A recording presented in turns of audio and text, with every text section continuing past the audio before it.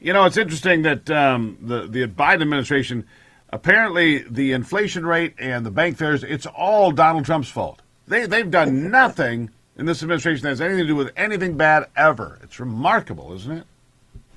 Well, they certainly have a tendency to pass the buck. That is it's the Democrat playbook, unfortunately. They never take responsibility for anything. And you can see what we're dealing with now. And it is absolutely a result of mostly the policies that were implemented during their reign when they took over after COVID.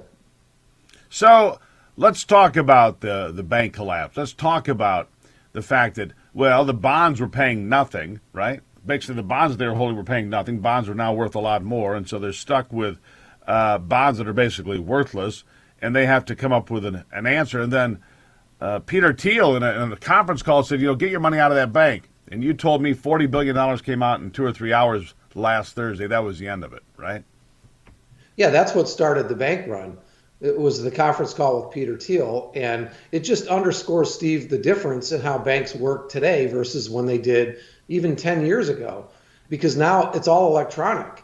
A bank run takes hours. It used to be you'd have to go and you'd have to stand in line and you'd have to fill out some paperwork and you take your money out. Now you can click a few buttons with a mouse, wire the money to another bank, and it's all over.